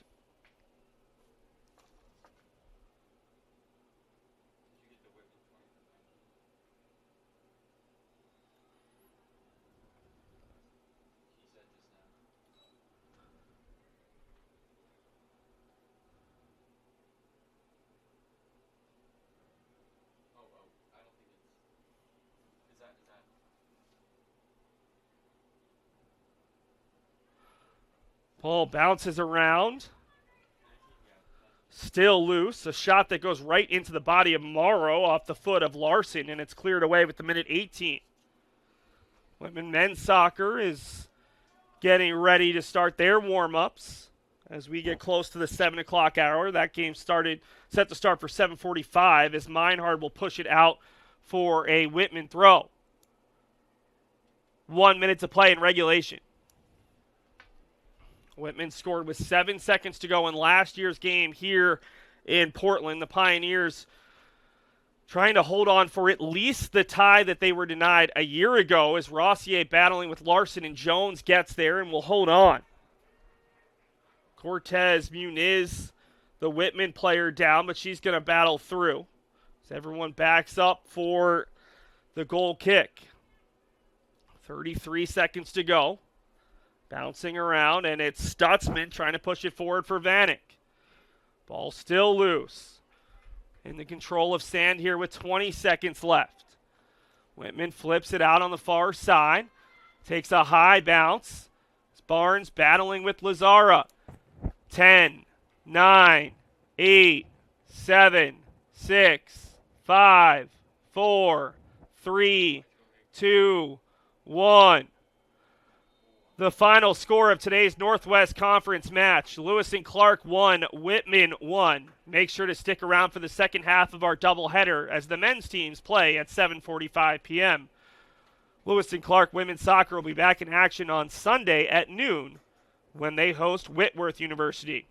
So Lewis and Clark able to hold on despite a nervy finish. I think Jim Tersey would admit that they played well in the first half, not quite as well in the second half as Whitman really put the pedal to the metal. But the Pioneers come away with their first tie in conference play this year, snap a 4-game losing streak to the Blues. We're going to take a commercial break, bring you the final stats, and then we will wrap it up here for game number 1 of our Northwest Conference doubleheader. This broadcast on PioStream is brought to you by the Lewis and Clark Alumni Marketplace. Go to lcpioneers.com/marketplace and search for products and services offered by Lewis and Clark alumni, including Gardenia Creative, which has chosen to spotlight a nonprofit friend of theirs, With Love. Based in Oregon, With Love has the mission to help foster families change the lives of children ages 0 to 6 by providing resources that nurture dignity, hope, and community. Many times, foster parents find out they are receiving a child mere hours before bringing them home. With Love provides safe, clean, quality clothing and supplies so foster parents can focus on loving their little one. You can help through financial gifts, volunteering, or donating items at withloveoregon.org. Thanks again to alumnus Laurel Carroll and Gardenia Creative for spotlighting this nonprofit partner. Today's broadcast on Pio Stream is brought to you by the Lewis and Clark Alumni Marketplace. Go to lcpioneers.com/marketplace and search for products and services offered by Lewis and Clark alumni, including EV Nails, creating Ina-inspired nail designs online at evnails.com. Founder Lee Howe Willing started EV Nails from a desire to see more of her culture and identity reflected in the beauty industry. EV Nails offers easy-to-use, long-lasting gel nail art and accessory kits that utilize storytelling in design to uplift marginalized voices and increase inclusivity. At EV Nails, we believe in a world where individuals and communities are accepted and loved for who they are, and everyone has a voice and the freedom to express themselves authentically. Go to evnails.com for gel nail strips, bundles, and gift sets that empower people to be their authentic selves and highlight their beauty and uniqueness.